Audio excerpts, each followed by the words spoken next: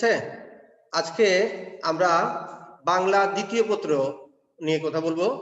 আমাদের আজকের বিষয়ে আমরা আলোচনা করব বাংলা দ্বিতীয় পত্রের 2 নম্বর প্রশ্ন। তাহলে আমাদের আজকের বিষয় বাংলা দ্বিতীয় পত্র 2 নম্বর প্রশ্ন। 2 নম্বর প্রশ্নের বিষয় হচ্ছে বানান। বানান থেকে আমাদের দুটো প্রশ্ন থাকে। এটা বিতরণ শুরু করে দিয়েছে। তাহলে আমরা এই একটা টাইম দিয়া তাহলে আমরা দুটো প্রশ্ন নিয়ে কথা বলবো। আর দ্বিতীয় পত্রের যে বিষয়গুলো নিয়ে আমরা কথা বলবো সেটা হচ্ছে বানান। এখন বানানে কি কি বিষয় আমাদের থাকে? বানানে আমরা দুটো প্রশ্ন থাকে। কথা থাকে বানানের নিয়ম। বানানের নিয়ম। আর কথা থাকে কথা থাকবে আমাদের কিছু বানান, 5টি বানান শুদ্ধ, 5টি বানান শুদ্ধ করে লেখা। আমরা পরীক্ষায় বানান শুদ্ধিকরণই করব, কেমন? আমরা পরীক্ষায় বানান শুদ্ধিকরণই করব, কিন্তু এই মুহূর্তে আমাদের যেটি করতে হবে সেটি হচ্ছে বানানের নিয়ম শিখতে হবে। এখন বানানের নিয়ম শিখতে গিয়ে যে বিষয়টি মনে রাখতে হবে যে আমরা মুখে কথা বলি, এই মুখে কথা ভাষা আগে মানুষ মুখেই কথা বলেছে, তারপর এই ভাষাটাকে লিখেছে। লিখার সময় আমরা জানি যে মুখে কথা বলার সময় আমরা এক এক অঞ্চলের মানুষ এক এক রকম করে কথা বলি। চট্টগ্রামের মানুষ চট্টগ্রামের আঞ্চলিক ভাষায় কথা বলি, এবং এই চট্টগ্রামের ভাষার মধ্যেও কর্ণফুলী নদীর ওপারের ভাষা এবং এপার থেকে একটু দূরে গেলে ভাষা অনেক বদলে যায়। কেমন? যেমন ওই পারে থাকলে যে বাক্যগুলো আমরা ব্যবহার করি, হ্যাঁ, বুঝজায় কুজ্জা তুন গুজ্জাই গুজ্জাই দুই জাত গুই হইজে, এই পারে আসলে আবার গুইগা কুইগা তুন গুইগাই গুইগাই দুই জাত গুই ফুইগে, এই যে বদলে যাচ্ছে। তাহলে এই চট্টগ্রামের মধ্যে দুই রকম, আবার কক্সবাজারে গেলে আরেক রকম, এভাবে ভাষা বদলাচ্ছে। সিলেটে গেলে একরকম, নোয়াখালীতে গেলে একরকম। এটা হচ্ছে মুখে কথা বলার ভাষা। এবার লেখার ক্ষেত্রে আমরা বলছি যে এই পুরো অঞ্চলের মানুষ বাঙালি, আমরা বাংলা ভাষায় কথা বলি এবং বাংলা লিখি। এবার লেখার ক্ষেত্রে এক একজন যদি এক এক রকম বানান ব্যবহার করে, তাহলে আমরা একজনের কথা আরেকজন বুঝবে না, বা লিখতে গেলে এক একজন এক এক রকম লিখলে আমাদের এই ভাষাটা শিখতেও কষ্ট হবে। এই বিষয়টিকে সহজ করার জন্য বাংলা বানানের কিছু নিয়ম তৈরি করা হয়, কিছু বিধিবিধান তৈরি হয়। কেমন? এই বিধিবিধানের ক্ষেত্রে বাংলা ভাষার ক্ষেত্রে এই বিষয়টি আমরা এখানেও পাই আমরা রবীন্দ্রনাথকে। রবীন্দ্রনাথ ঠাকুর যখন তার বই প্রকাশিত হচ্ছে, তিনি নোবেল পুরস্কার পেয়ে গেছেন, তখন তিনি কি করলেন? বাংলা বানানের নিয়ম প্রণয়ন করার জন্য তার বই যে প্রকাশ করে বিশ্বভারতীকে তিনি বাংলা বানানের নিয়ম তৈরি করার জন্য বললেন। তো বিশ্বভারতী সুনীতি কুমার চ্যাটার্জি সহ আরো কয়েকজনকে নিয়ে বাংলা বানানের কিছু নিয়ম তৈরি করলো। কিন্তু বিশ্বভারতী যে বানানের নিয়ম তৈরি করেছে, রবীন্দ্রনাথ নিজেও অনেক সময় এই নিয়ম মানছেন না। এক এক সময় এক এক রকম বানান লিখছেন। গরু বানান একবার গ রয় রসুকার লিখছেন, একবার গ কার রয় রসুকার লিখছেন। এই যে একই বানান দুই রকম করে লেখা যায়, এরকম অনেক বানানের ক্ষেত্রে এই বিষয়গুলো আসলো। তখন তিনি কি করলেন? বললেন যে বিশ্বভারতীর কথা তো সবাই শুনছে না, আচ্ছা কলকাতা বিশ্ববিদ্যালয়কে যদি বাংলা বানানের নিয়ম প্রণয়নের দায়িত্ব দেওয়া হয় তাহলে কেমন হয়? দেওয়া হলো, কলকাতা বিশ্ববিদ্যালয় বাংলা বানানের নিয়ম প্রণয়ন করলো, তারা চূড়ান্ত নিয়ম প্রকাশ করলো 1936-এ। তার 11 বছর পর দেশ বিভাজন, দেশ ভাগ করে আমরা চলে আসলাম পাকিস্তানের সাথে। পাকিস্তানের সাথে আসার পরই প্রথমে আমাদের নিজের ভাষাটাই কি টেকানো কঠিন। সুতরাং রাষ্ট্রভাষা উর্দু হবে না বাংলা হবে, বাংলা উর্দুর সাথে বাংলা থাকবে কি থাকবে না এই নিয়ে আন্দোলনে 52 ভাষা আন্দোলন। তারপরও আমরা আমাদের ভাষাকে, তারা পাকিস্তানিরা প্রথম চেষ্টা করলো যে ঠিক আছে বাংলা ভাষা থাকবে কিন্তু লেখা হবে আরবি হরফে। এটাও যখন আন্দোলনের মুখে পারলো না, তখন বললো যে বাংলা বানানকে একটু সহজ করতে হবে। সহজ বাংলা বানান। সহজ বাংলা বানান কি? যে ক একার আগের দিকে না দিয়ে কয়ের পরের দিকে দিতে হবে। আমরা লিখি কে ই, কে বাংলা বানান লিখি ক একা। ওরা বললো যে আগে একা কিন্তু উচ্চারণ করে, এটাকে বদলে লিখতে হবে ক লিখে এইদিকে একার দিতে হবে। তাহলে কয়ের যদি এইদিকে একার দেই পুরো পরিবর্তন। আবার রস্বইকার দীর্ঘইকার বাদ দিয়ে কয় দীর্ঘইকার দিতে হবে, রস্বইকার বাদ। সবগুলো দীর্ঘইকার করে দিতে হবে, রস্বইকার বাদ দিতে হবে, অর্থাৎ স্বরবর্ণটা পরে নিতে হবে। কিন্তু বাংলা ভাষায় স্বরবর্ণ ব্যঞ্জনবর্ণের সাথে যে কার, এগুলো আগেও আছে, পরেও আছে, নিচেও আছে, কেমন উপরেও আছে। এই যে বিভিন্ন রকম গুলোকে তারা সহজ করার জন্য একরকম করে দেওয়ার চেষ্টা করলেন। মুনির চৌধুরী, মোহাম্মদ আব্দুল হাই এটার বিরোধিতা করলেন, করে পত্রিকায় লিখলেন, তারা ওখান থেকে বেরিয়ে আসলেন। এই পরিবর্তনটুকু সম্ভব হয়নি। তারপর তারা বাংলা ভাষাকে বললো যে পরবর্তী 20 বছরের জন্য আপাতত বাংলাকেও উর্দু ভাষার সাথে রাখা হোক। কিন্তু 20 বছর যেতে না যেতেই তার আগেই আমরা বাংলাদেশকে স্বাধীন করলাম। দেশ স্বাধীন হওয়ার পর আমরা রাষ্ট্রের ভাষাকে রাষ্ট্রভাষা বাংলাকে বাংলা রাষ্ট্রভাষা করলাম, সর্বক্ষেত্রে বাংলা প্রচলনের কথা বললাম। কিন্তু বাংলা বানানের যে একটি সুশৃঙ্খল নিয়ম, সেটি আমরা প্রণয়ন করতে অনেক বিলম্ব হলো। 1985 সালে এরশাদ সরকারের আমলে কুমিল্লায় পাঠ্যপুস্তক বোর্ড বাংলা বানানের কিছু নিয়ম প্রণয়ন করলো, টেক্সট বুক ও পাঠ্যপুস্তক বোর্ড। তো টেক্সট বুক এবং পাঠ্যপুস্তক বোর্ড নিয়ন্ত্রণ করে উচ্চ মাধ্যমিক পর্যন্ত পাঠ্য বই। সুতরাং তাদের প্রণীত বানানের নিয়ম বিশ্ববিদ্যালয়ের শিক্ষকরা মানবেন কেন? সুতরাং এখানেও সমস্যা রয়ে গেল। তারপর বলা হলো যে ঠিক আছে, বাংলা একাডেমি যদি বাংলা বানানের নিয়ম প্রণয়ন করে তাহলে এটি কার্যকর হতে পারে। তারপর বাংলা একাডেমি 1992 সনে বাংলা বানানের নিয়ম প্রণয়ন করলো। সেই নিয়ম সবাই ঠিকমতো মানছেন না। তারপর 96 যখন আওয়ামী লীগ সরকার ক্ষমতায় আসলো, তখন বলা হলো যে বাংলা একাডেমির বাংলা বানানের নিয়ম সবাইকে মানতে হবে। এখন সবাই যদি নিয়ম মানে, তাহলে এই নিয়মগুলো আগে শেখাতে হবে। তখন 1997 সনে প্রথম উচ্চ মাধ্যমিক শ্রেণীতে বাংলা বানানের নিয়ম পাঠ্য করে দেওয়া হলো। তাহলে কোন বাংলা বানানের নিয়ম? বাংলা একাডেমির বাংলা বানানের নিয়ম। বাংলা একাডেমির বাংলা বানানের নিয়ম যেটা 92 প্রকাশিত হলো, 2012-তে এসে এটা আরেকটু সংশোধিত হলো, কেমন? এবং এটি একটি চলমান প্রক্রিয়া। অর্থাৎ পৃথিবী যেরকম বদলাবে, পৃথিবীর মানুষ বদলাবে, পৃথিবীর আচরণ বদলাবে, কেমন? আমাদের আচরণ সংস্কৃতি এগুলো যুগের পরিবর্তনের সাথে সাথে পরিবর্তিত হয়ে যাচ্ছে। আমরা একসময় চিঠি লিখতাম, তোমরা এখন চিঠি লেখার কথা কল্পনাই করতে পারো না। আমরা একসময় শুধু ফোনে কথা বলতাম, তোমরা এখন ফোনে কথা না বলে মেসেজ পাঠিয়ে দাও। হ্যাঁ, এখন আবার মোবাইল ফোন দিয়ে না করেও আমরা এই যে মোবাইল ফোনের ইন্টারনেট ব্যবহার করে খুব সহজেই আমরা সরাসরি ভয়েস রেকর্ড পাঠিয়ে দিতে পারি, লেখারও প্রয়োজন হয় না। এই যে বিষয়গুলো, আবার অনেক সময় মুখে বললেই ওটা ট্রান্সলেট হয়ে লেখা হয়ে যাচ্ছে, সেটা আমরা করতে পারছি, যেটা আগে ছিল না। তাহলে এই যুগের পরিবর্তনের সাথে সাথে বানানের নিয়মও পরিবর্তিত হয়, এবং এই পরিবর্তন নিয়ম শিক্ষা এবং নিয়ম ক্ষেত্রে দেখা যাবে যে ভবিষ্যৎকালে যেমন এই বানানটা এরকম হবে, আগে ছিল একরকম, কিন্তু আগেরটাকে আমরা আগে যারা লিখেছেন তাদের থেকে ভুল বলছি না, আগে তারা লিখেছেন ওটাই ছিল তাদের নিয়ম। এখন আমরা যখন লিখবো, এখন আমরা এভাবেই লিখতে হবে। এখন আমরা বলছি যে শ্রেণী বানানে রস্বইকার হবে, তাহলে আগের দিক দিয়ে যারা কেউ শ্রেণী লিখেছেন দীর্ঘইকার দিয়ে, এটা কি ভুল? না, ওদের জন্য ঠিক ছিল।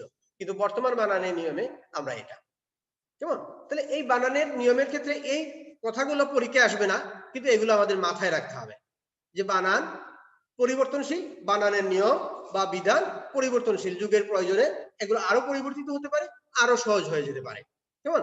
তো এই পরিবর্তনকে মাথায় রেখেই, পরিবর্তন হবে কে মাথায় রেখেই আমরা বর্তমানে যে বাংলা একাডেমি যে বাংলা বানানের নিয়ম প্রণয়ন করেছে, সেই নিয়মগুলোই আমাদের শিখতে হবে। তাইলে আমরা আজকে যাব বাংলা একাডেমির প্রমিত বাংলা বানানের নিয়ম। আমরা পড়ব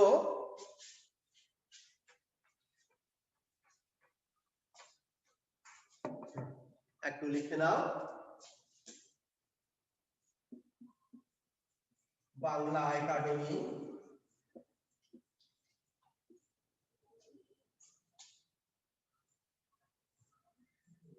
প্রমিত বাংলা বানানের নিয়ম।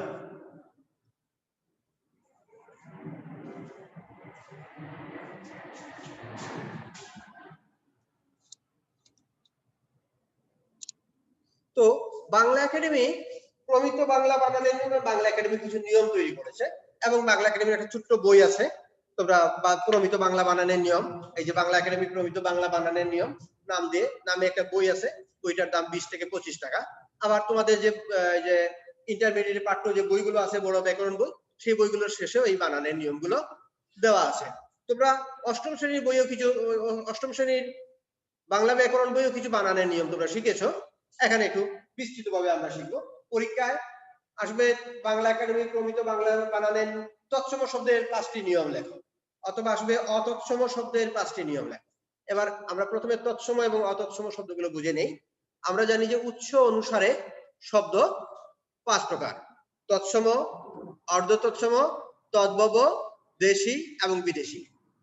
তৎসম মানে কি? সংস্কৃত ভাষা থেকে যে শব্দগুলো আমাদের ভাষায় হুবহু চলে এসেছে, বানানগুলো সংস্কৃতের মতো, কিন্তু উচ্চারণ আমরা বদলে দিয়েছি। যেমন শব্দ সংস্কৃত বানান ছিল পরীক্ষা, আমরা বলি পরীক্ষা। সংস্কৃত বানান ছিল আত্মা, আমরা বলি আত্মা, কিন্তু বানানটা আমরা ওরকম রেখে দিয়েছি। যেসব শব্দের বানান আমরা ওরকম রেখে দিয়েছি, উচ্চারণ পাল্টে ফেলেছি, অথবা বানান এবং উচ্চারণ দুটোই একই রকম রেখেছি, সংস্কৃত ভাষা থেকে যে শব্দগুলো এসেছে আমাদের লিখিত ভাষায়, সেই শব্দগুলোই তৎসম শব্দ। তৎসম শব্দকে যদি অর্ধেক পরিবর্তন করি, তাইলে আমরা পাচ্ছি অর্ধ তৎসম শব্দ। যেমন গৃহিণী থেকে গিন্নি, কেমন? বৈষ্ণব থেকে বুষ্টম, এগুলো হচ্ছে অর্ধ তৎসম শব্দ। আর অর্ধ তৎসম থেকে আরো পরিবর্তন করে বা প্রাকৃত ভাষার মধ্য দিয়ে পরিবর্তিত হয়, সংস্কৃত থেকে প্রাকৃত হয়েছে, প্রাকৃত থেকে পরিবর্তন হয়ে বাংলা ভাষায় যে শব্দগুলো এসেছে, আমরা সেগুলোকে বলছি তদ্ভব শব্দ। যেমন হস্ত, হত্ত, হাত, হাত হচ্ছে তদ্ভব শব্দ। কর্ণ, কর্ণ, কান, কান হচ্ছে তদ্ভব শব্দ। মস্তক, মস্তক, মাথা, এই মাথা হচ্ছে তদ্ভব শব্দ। তারপর হচ্ছে দেশি শব্দ। দেশি শব্দ হচ্ছে এদেশের আদিম অধিবাসী বা যাদেরকে আমরা ক্ষুদ্র নৃগোষ্ঠী বলছি, উপজাতি বলছি, আদিবাসী বলছি, তাদের ভাষার কিছু শব্দ আমাদের মধ্যে রয়ে গিয়েছে, কারণ আমাদের রক্ত মধ্যে তাদের রক্তের মিশ্রণ আছে, যে কারণে তাদের ভাষার যে শব্দগুলো আমাদের ভাষায় রয়েছে সেগুলোকে আমরা বলছি দেশি শব্দ। যেমন পেট, কুলা, ডাগর, টুকর, মুন্ডা, এই শব্দগুলো হচ্ছে দেশি শব্দ।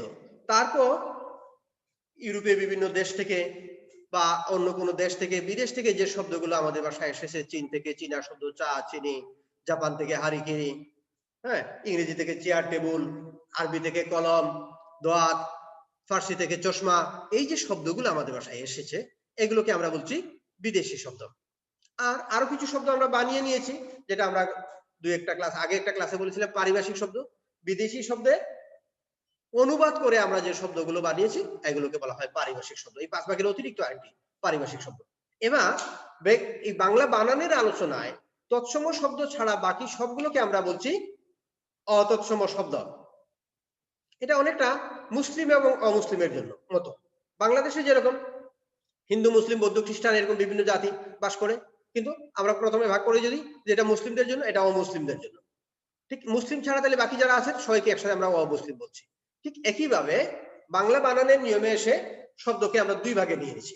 একটা হচ্ছে তৎসম শব্দ, আর তৎসম ছাড়া বাকি যেগুলো আছে তদ্ভব, অর্ধ তৎসম, দেশি, বিদেশি, এগুলোকে আমরা বলছি কি?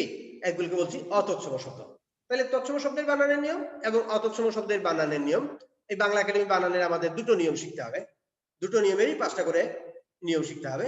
তাহলে তৎসম শব্দের বানানের নিয়ম হচ্ছে, এবং এই বাক্যগুলো একটু মুখস্থ করতে হবে, একটু কিন্তু বুঝে মুখস্থ করতে হবে। 1 নম্বর নিয়ম হচ্ছে তৎসম শব্দের বানান অপরিবর্তিত ও যথাযথ থাকবে। তৎসম, তোমাদের বই আছে, বই থেকে দেখে নিও। তৎসম শব্দের বানান অপরিবর্তিত ও যথাযথ থাকবে, অর্থাৎ এই বানানগুলোকে আমরা পরিবর্তন করতে পারবো না, যেরকম আছে এরকমই থাকবে যদি তৎসম শব্দ হয়। স্যার, স্যার এই লাইনে লেখা আছে এই নিয়মে বর্ণিত ব্যতিক্রম ছাড়া। স্যার ব্যতিক্রম ছাড়া ব্যাপারটা ব্যতিক্রম ছাড়া তৎসম শব্দের বানান অপরিবর্তিত ও যথাযথ থাকবে। মানে কিছু নিয়মের ব্যতিক্রম আছে, তো ব্যতিক্রম তো আমরা পরে বলবো।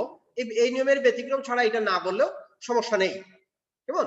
এটা আমরা ব্র্যাকেট করে নিতে পারি, নিয়ে আমরা বলতে পারি যে তৎসম শব্দের বানান অপরিবর্তিত ও যথাযথ থাকবে। নিচে আমরা ব্যতিক্রমটা তো পরের নিয়মে আমরা বলছি, মানে এই নিয়মের কিছু ব্যতিক্রম আছে, ব্যতিক্রম কিছু শব্দ আছে যেগুলো আমরা বদলাবো, কেমন? ওই বদলানোর কথা পরে লাইনে বলছি। তাহলে 1 নাম্বার হচ্ছে তৎসম শব্দের বানান অপরিবর্তিত ও যথাযথ থাকবে। যথাযথ মানে কি? যেমন আছে তেমন থাকবে। তৎসম শব্দের বানানগুলোকে আমরা বদলাবো না। 2 নাম্বার নিয়ম।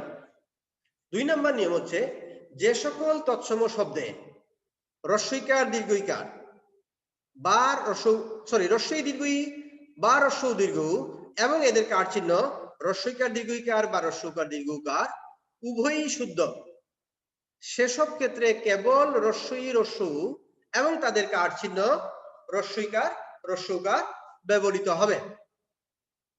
বিষয়টা বুঝি আমরা। বলা হচ্ছে কিছু তৎসম শব্দে দুই রকম বানানই শুদ্ধ ছিল, যেমন শ্রেণী বানান হ্রস্বইকার দিলেও শুদ্ধ ছিল, দীর্ঘইকার দিলেও শুদ্ধ ছিল। পাখি বানান হ্রস্বইকার দিলেও শুদ্ধ ছিল, দীর্ঘইকার দিলেও শুদ্ধ ছিল। বাড়ি বানান নারী বানান, নারী বানান আমরা অপরিবর্তিত রেখেছি, কেমন? তো পাখি বানান, কেমন? এইরকম কিছু বানান হ্রস্বইকার দিলেও শুদ্ধ ছিল, দীর্ঘইকার দিলেও শুদ্ধ ছিল, সেসব ক্ষেত্রে অর্থাৎ দুটো দুটো ছিল বানান। এই 2 নাম্বার হচ্ছে দুটো দুটো বানান ছিল। এই দুটো বানানকে পরিবর্তন করে আমরা এবার একই রকম লিখবো। আমরা দুই রকম বানান রাখবো না, কেবল হ্রস্বইকার এবং হ্রস্বকার ব্যবহার করব। কিন্তু সূচিপত্র দন্তের শয় দীর্ঘকার, ওখানে হ্রস্বইকার হবে না, কারণ ওটাও 1 নম্বর নিয়মে, কেমন? তাইলে যেমন পদবী দীর্ঘইকার হ্রস্বইকার দুইটাই ছিল, এবার আমরা হ্রস্বইকার দিয়ে লিখতে পারি। এরকম করে তাহলে 2 নম্বর নিয়ম হচ্ছে যে সকল তৎসম শব্দে হ্রস্বই দীর্ঘই বা হ্রস্ব দীর্ঘই এবং তাদের কার চিহ্ন হ্রস্বইকার দীর্ঘকার বা হ্রস্বকার দীর্ঘকার উভয়ই শুদ্ধ, সেসব ক্ষেত্রে কেবল হ্রস্বই হ্রস্ব এবং তাদের কার চিহ্ন হ্রস্বইকার হ্রস্বকার ব্যবহার করা যাবে। বিষয়টা একটু সহজ করে বুঝাই, যে কোন এক জায়গায় শাড়ি পরেও যাওয়া যায়, সালোয়ার কামিজ পরেও যাওয়া যায়। আমরা বললাম যে যেখানে শাড়ি পরেও যাওয়া যায়, সালোয়ার কামিজ পরেও যাওয়া যায়, সুতরাং আমরা দীর্ঘগুলো বাদ দেবো, এবার সালোয়ার কামিজ পরে যাব। বা যেখানে পাঞ্জাবি পরেও যাওয়া যায়, শার্ট পরেও যাওয়া যায়, এরকম দুটোই ছিল, আমরা সেসব ক্ষেত্রে কি পাঞ্জাবি বাদ দিয়ে শুধু শার্ট পরে যাব। এই যে একটা নিয়মে চলে আসে, কিছু বানান ছিল দুই রকম, সেটাকে আমরা একরকম করলাম, এটা হলো 2 নম্বর নিয়ম। 3 নম্বর নিয়ম হচ্ছে থার্ড নিয়ম। 3 নম্বরকে থার্ড দিয়ে মনে রাখবা, থার্ড বানানে একটা রেফ লাগে। 3 নম্বর নিয়ম হচ্ছে রেফের নিয়ম। রেফ এর পর ব্যঞ্জন বর্ণের দ্বিত্ব হয় না। রেফ এর পর ব্যঞ্জন বর্ণের দ্বিত্ব বানানটা খেয়াল রাখতে হবে। এই দ্বিত্ব বানানটা ভুল করলেই নাম্বার কাটা যাবে। দয় বফলা ত নিচে ব, দ্বিত্ব হয় না। যেমন আগের দিনে বানান ছিল ধর্ম, রেফ ধর্ম, কিন্তু এখন কি হবে, রেফ দিলে তো আমরা মধ্যে উচ্চারণ করছি, এই বানানটা আমরা মধ্যে এখন লিখবো ধর্ম। একটা রেফ এবং একটা ম। আগে ছিল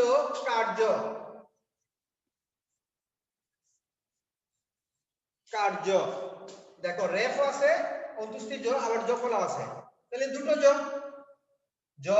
জফলা দুটো জ, সুতরাং এখন হবে কার্য, রেফ আর জফলা হবে না, অন্তুষ্টি জয় রেফ কার্য। এরকম কার্যালয়, সূর্য, কেমন? ভট্টাচার্য, কেমন? আচার্য। এই শব্দগুলোতে আগে ছিল রেফ এবং জফলা দুটা। চক্রবর্তী তয়ে তয়ে রেফ ছিল, এবার একটা তয়ে রেফ হবে। তবে কারণ নামের ক্ষেত্রে কিন্তু নাম তিনি যেভাবে লিখেন সেভাবেই লিখতে হবে। তাইলে আমরা 3 নম্বর নিয়ম শিখলাম, রেফ এর পর ব্যঞ্জন বর্ণের দ্বিত্ব হয় না, মানে ব্যঞ্জন বর্ণ দুইবার হবে না। দ্বিত্ব মানে দুইবার, ব্যঞ্জন বর্ণ দুইবার হবে না। যদি রেফ থাকে, কোনো বর্ণে যদি রেফ থাকে, তাহলে সেই বর্ণটি আগের দিনে দুইবার লেখা হতো, দ্বিত্ব হতো, ডাবল হতো, এখন আর ডাবল হবে না, একটা হবে। যেমন সূর্য বানানে আগে ছিল দন্তের শয় দীর্ঘকার, অন্তুষ্টি জয় রেফ এবং জফলা, তাহলে এখন আমরা লিখবো অন্তুষ্টি জয় রেফ, আর জফলা আর হবে না। আচ্ছা, তারপরে 3 নাম্বার নিয়ম।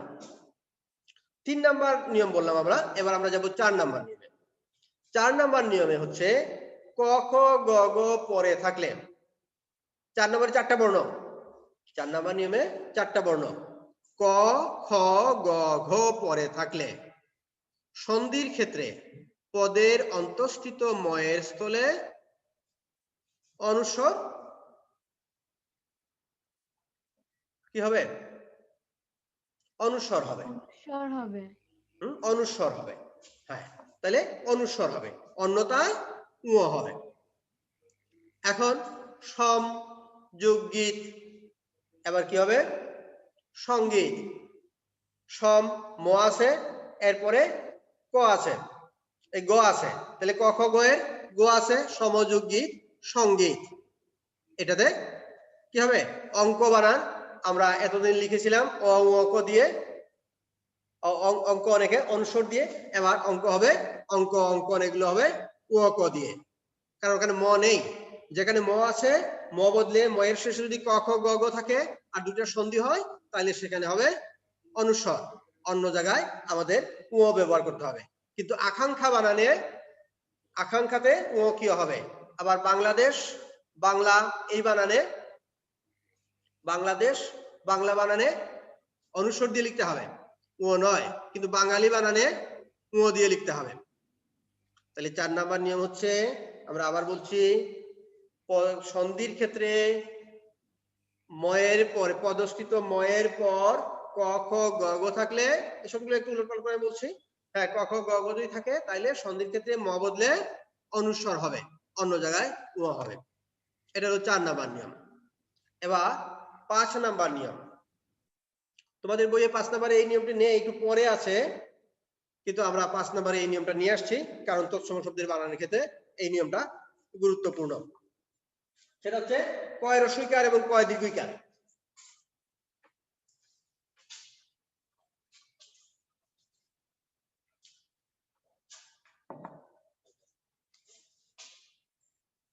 কি আর কি, দুটো বানান কিন্তু দুটো অর্থ। আমরা লিখবো 5 নাম্বারে গিয়ে লিখবো ইন প্রত্যয়ান্তর, ওটা আমরা লিখতে পারি, এটাও লিখতে পারি, এটা মনে হয় বই সিরিয়াল একটু পরে আছে, কিন্তু আমরা 5 নাম্বারে নিয়ে আসবো।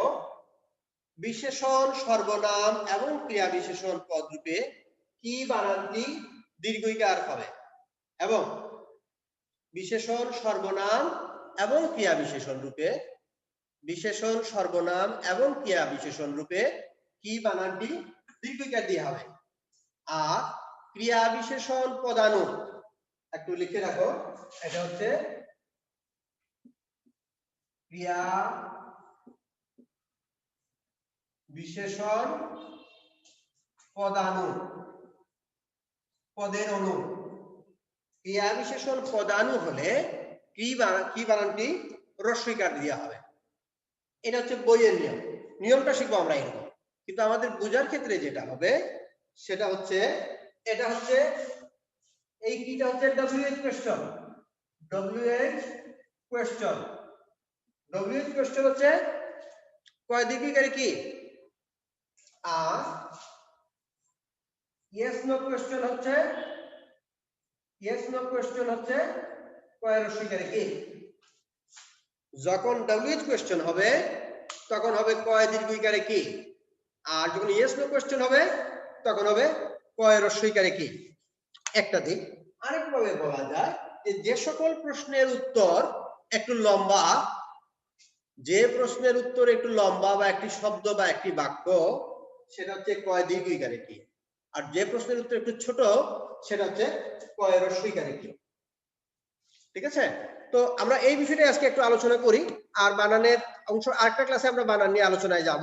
এইখানে আমরা এই দুইটা প্রশ্নটা একটু শিখি, যেমন তোমার নাম কি। এখন একটি প্রশ্নের উত্তর হ্যাঁ অথবা না দিয়ে দেওয়া যায় না, একটু লম্বা হয়।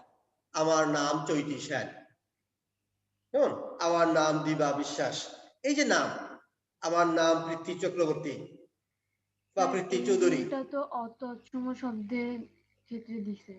হ্যাঁ, ওটা তৎসম অতৎসম দুটোতেই নেওয়া যাবে, এটা তৎসম অতৎসম দুটোতেই নেওয়া যাবে। কেমন, যদি অতৎসমের মধ্যে দিছে ওটা এটাতেও নেওয়া যাবে, আবার ওই যে ইন প্রত্যয়ান্তর ওটাও নেওয়া যাবে। আরেকটা নিয়ম আমি বলছি, এটা আমি একটু আলোচনা করে নিই, এটাও দেওয়া যাবে, এটার অথবা ইন প্রত্যয়ান্তর আরেকটাও দেওয়া যাবে। কেমন, তো এই যে কয় দীর্ঘইকারে কি, তাহলে যেটা একটা বাক্য, কিন্তু কি সুন্দর দৃশ্য, what a nice scenery, what which, এগুলো লাগছে রস্বইকার, তাহলে দীর্ঘইকার।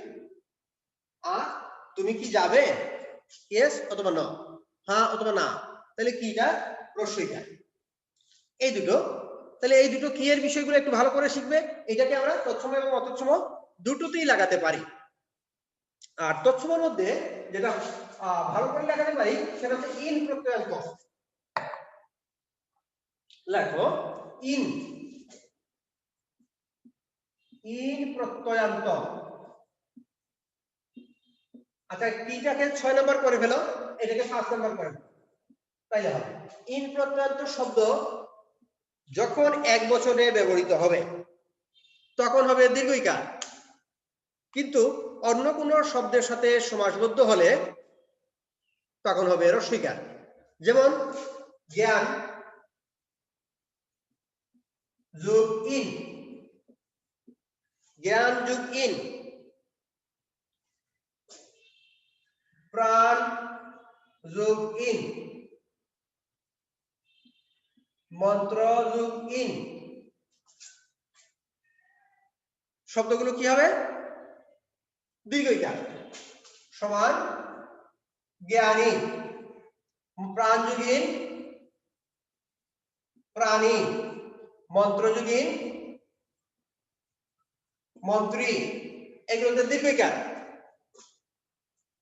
জ্ঞানী, প্রাণী, মন্ত্রী এই বানানগুলো দীর্ঘইকার, কিন্তু যখন এটার সাথে গণ যুক্ত হবে, গণ, তখন হয়ে যাবে হ্রস্বইকার, তখন হয়ে যাবে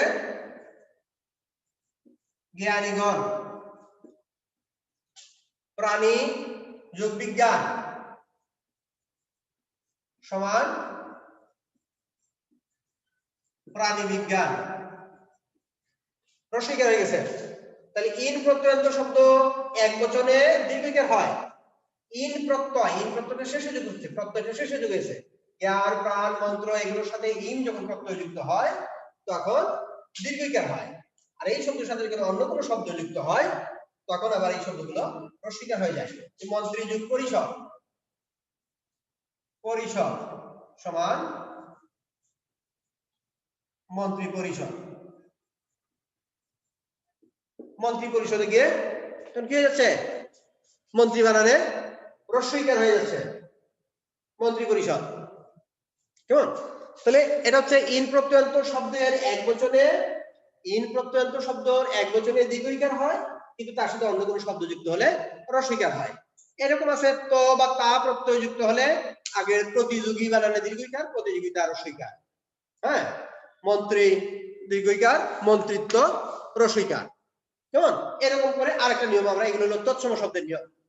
কেমন? তো আগামী ক্লাসে আমরা বাংলা বানানের অতৎসম শব্দের নিয়ম পড়বো, আর একটু পরে আমরা শুরু করব ফার্স্ট ইয়ারের ক্লাস।